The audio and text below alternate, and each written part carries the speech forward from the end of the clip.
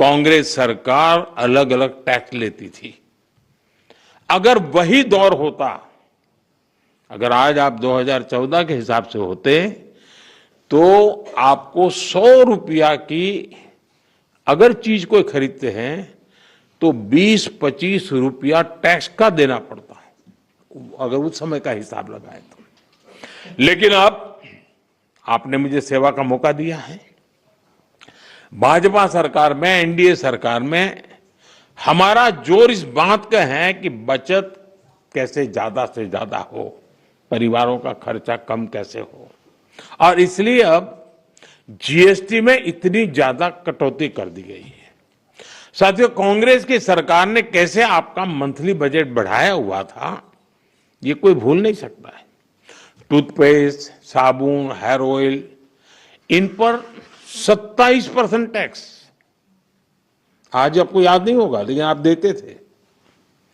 खाने की plate, cup plate, चम्मच, ऐसे सामान पर 18 से लेकर के 28% टैक्स हुआ करता था। Tooth powder 17% tax. यानी रोजमर्रा की ऐसी हर चीज पर उस कांग्रेस के जमाने में इतना सारा टैक्स लगता था। हालत ये थी कि कांग्रेस वाले बच्चों की टॉफी पर भी 21% टैक्स लेते थे। ये कभी उस समय अखबार में आपका ध्यान गया होगा कि नहीं, वो पता नहीं। मोदी ने किया होता तो बाल नोच लेते। साइकिल जो देश के करोड़ों लोगों की रोज की जरूरत है, उस पर भी 17% टैक्स हुआ करता था। सिलाई मशीन लाखों लाख माताओं बहनों के लिए स्वाभिमान और स्वरोजगार का एक जरिया है, यंत्र है। इस पर 16% टैक्स होता था। मिडिल क्लास के लिए घूमना फिरना तक कांग्रेस ने बहुत मुश्किल कर दिया था। कांग्रेस राज में होटल के कमरे की बुकिंग पर 14% टैक्स, और उसके ऊपर कई राज्यों में लग्जरी टैक्स लगता था, वो अलग। अब ऐसे हर सामान और सर्विस पर सिर्फ और सिर्फ 5% टैक्स लगा करेगा। अब आपको ध्यान में आता है कि 5% में क्या बनना, कोई तो लिखेगा ओह अभी भी मोदी 5% लेता है। होटलों में 7,500 रुपया के कमरों में भी 5% ही टैक्स लगने वाला है। ये काम किया है आपने, काम करने वाली सरकार चुनी, वैसी भाजपा एनडीए सरकार ने किया है। साथियों, पहले अक्सर ये शिकायत रहती थी कि भारत में इलाज बहुत महंगा था। छोटे छोटे टेस्ट तक गरीब और मिडिल क्लास की पहुंच से बाहर होता था।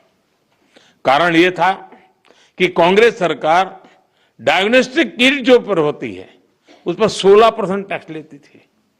हमारी सरकार ने ऐसे हर सामान पर टैक्स को सिर्फ 5% कर दिया है। साथियों, कांग्रेस के राज में घर बनाना बहुत ही महंगा काम था। क्यों? क्योंकि सीमेंट पर कांग्रेस सरकार 29% टैक्स वसूलती थी। जैसे तैसे घर बना भी लिया तो एसी और टीवी या पंखा कुछ भी लाना है वो भी महंगा हो जाता था, क्योंकि कांग्रेस सरकार ऐसे सामानों पर 31% टैक्स वसूलती थी, 31%। अब हमारी सरकार ने ऐसे हर सामान पर टैक्स को 18% कर दिया, करीब करीब आधा कर दिया है। साथियों, कांग्रेस राज में किसान भी बहुत दुखी थे। 2014 से पहले किसान की खेती लागत अधिक थी और लाभ बहुत कम था। कारण यह था कि खेती किसानी के सामान पर भी कांग्रेस सरकार बहुत अधिक टैक्स वसूलती थी। ट्रैक्टर हो या सिंचाई के उपकरण हो, हाथ के औजार हो, पंपिंग सेट्स हो, ऐसे उपकरणों पर 12 से 14% तक टैक्स लिया जाता था। अब ऐसे अनेक सामानों पर जीएसटी 0 या 5% कर दिया गया है।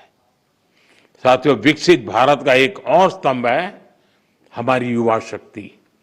हमारे नौजवानों को ज्यादा रोजगार मिले, जो छोटे मोटे बिजनेस में हैं उनको आसानी हो, ये भी सुनिश्चित किया गया है। हमारे जो ऐसे सेक्टर हैं जिसमें सबसे ज्यादा लेबर लगती है, उनको जीएसटी की कम दरों से बहुत बड़ा सहारा मिलने वाला है। टेक्सटाइल हो, हैंडीक्राफ्ट हो, लेदर हो, इसमें काम करने वाले साथी, इस बिजनेस से जुड़े साथियों को बड़ी मदद मिली है। इसके साथ साथ कपड़ों और जूतों की कीमतों में भी बहुत कमी आने वाली है। हमारे स्टार्टअप्स, एमएसएमई, छोटे व्यापारी, कारोबारियों के लिए टैक्स तो कम हुआ ही है, साथ ही कुछ प्रक्रियाओं को भी सरल किया गया है। इससे उनकी सहूलियत और बढ़ेगी। साथियों, नौजवानों को एक और फायदा फिटनेस के सेक्टर में भी होने वाला है। जिम, सैलून, योगा जैसी सर्विसेज पर टैक्स कम किया गया है। यानी हमारा नौजवान फिट भी होगा और हिट भी होगा। और मैं आपको याद दिला दूं, सरकार आपकी फिटनेस के लिए इतना कुछ कर रही है, तो एक बात मैं बार बार कहता हूं, अब तो ऐसे लोग हैं डेली 200 लोगों से बात करते हैं आप लोगों को मेरी बात जरूर बताइए कि मोटापा हमारे देश के लिए बहुत चिंता का विषय है। इसलिए खाने का तेल 10% कम करने से शुरुआत करें। मोहम्मद जी, आप मेरा एम्बेसडर बन जाइए।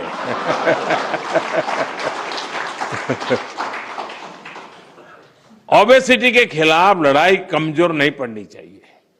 साथियों, अगर जीएसटी में हुए इस रिफॉर्म्स का अगर मैं सार बताऊं तो यही कह सकता हूं कि इससे भारत की शानदार अर्थव्यवस्था में पंचरत्न जुड़े हैं। पहला, टैक्स सिस्टम कहीं अधिक सिंपल हुआ। दूसरा, भारत के नागरिकों की क्वालिटी ऑफ लाइफ और बढ़ेगी। तीसरा, कंजम्पशन और ग्रोथ दोनों को नया बूस्टर मिलेगा। और चौथा, ईज ऑफ डूइंग बिजनेस से निवेश और नौकरी को बल मिलेगा। और पांचवा, विकसित भारत के लिए कोऑपरेटिव फेडरलिज्म यानी राज्यों और केंद्र की साझेदारी और मजबूत होगी। साथियों, नागरिक देवो भव ये हमारा मंत्र है। इस वर्ष सिर्फ जीएसटी में ही कमी नहीं की गई, इनकम टैक्स में भी बहुत कम किया गया है। 12 लाख रुपए तक की इनकम पर टैक्स को जीरो किया गया है।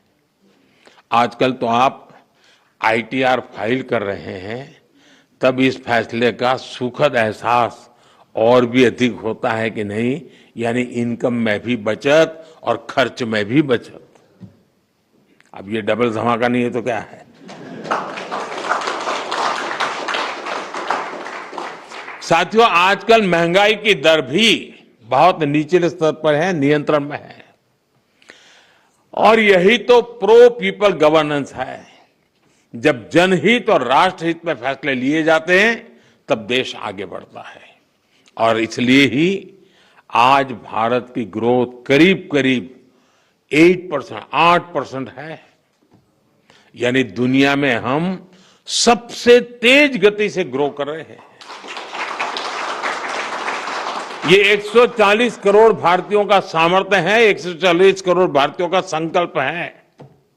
और मैं आज देशवासियों को फिर कहूंगा, भारत को आत्मनिर्भर बनाने के लिए रिफॉर्म्स का ये जो सिलसिला चलता रहेगा वो रुकने वाला नहीं है। साथियों, भारत के लिए आत्मनिर्भरता ये कोई नारा नहीं है, इस दिशा में ठोस प्रयास हो रहे हैं। मेरी आप सभी से, देश के सभी शिक्षकों से भी अपेक्षा है कि आत्मनिर्भर भारत के महत्व का बीजारोपण, इस विचार की सीडिंग निरंतर हर विद्यार्थी में करते रहें।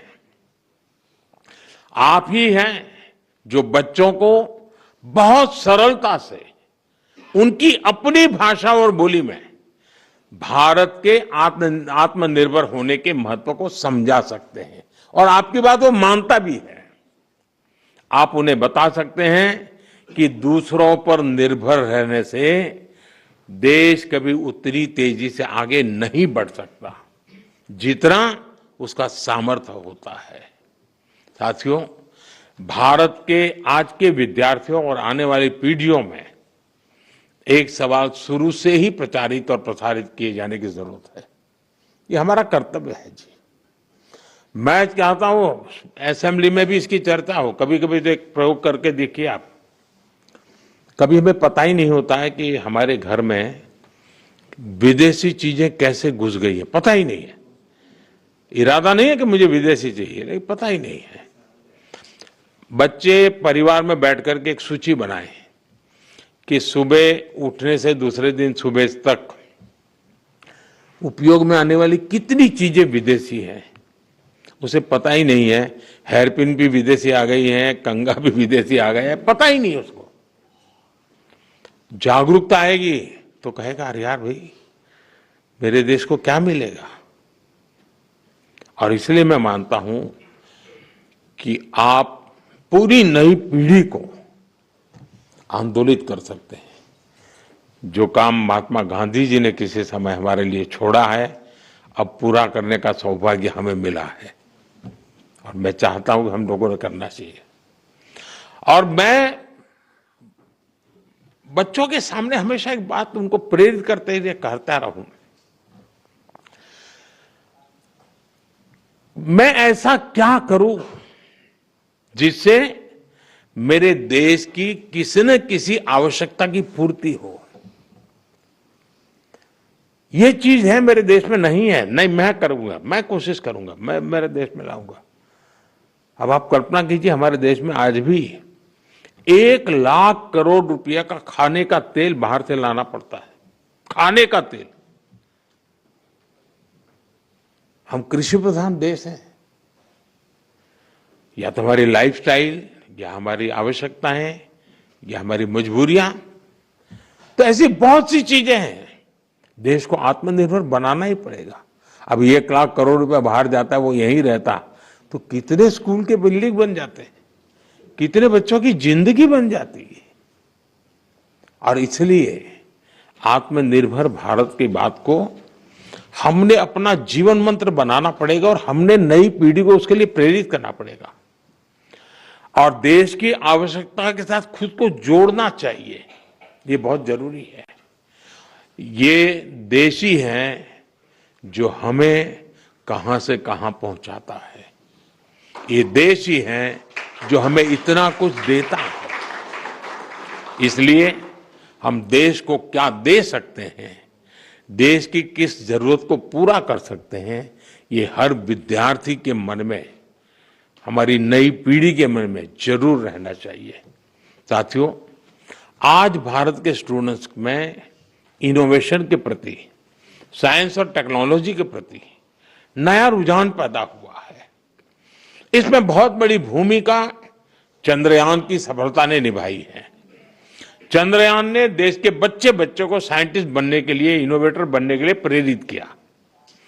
अभी हमने हाल ही में देखा, स्पेस मिशन से लौटे ग्रुप कैप्टन शुभांशु शुक्ला जब अपने स्कूल पहुंचे तो कैसे पूरा वातावरण बदल चुका। शुभांशु की इस उपलब्धि में उनके शिक्षकों का योगदान जरूर रहता है, तभी तो होता है। यानी शिक्षक नौजवानों को सिर्फ पढ़ाते ही नहीं है, उन्हें गढ़ते हैं, एक दिशा दिखाते हैं। साथियों, आपके इस प्रयास को अब अटल इनोवेशन मिशन और अटल टिंकरिंग लैब से भी मदद मिल रही है। अब तक देश में 10,000 अटल टिंकरिंग लैब बन चुकी हैं।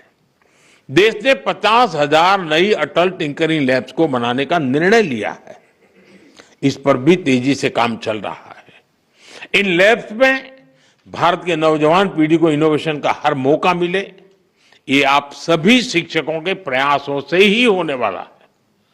साथियों, एक तरफ हमारी सरकार इनोवेशन पर युवाओं को डिजिटल एम्पावर करने पर बल दे रही है, दूसरी तरफ डिजिटल दुनिया के जो दुष्प्रभाव है उनसे भी हमारी नई पीढ़ी को, हमारे स्कूल के बच्चों को, हमारे स्टूडेंट्स को, हमारे परिवार के बच्चों को, हमें उनको बचाना होगा। उनकी हेल्थ और प्रोडक्टिविटी बढ़ाने पर भी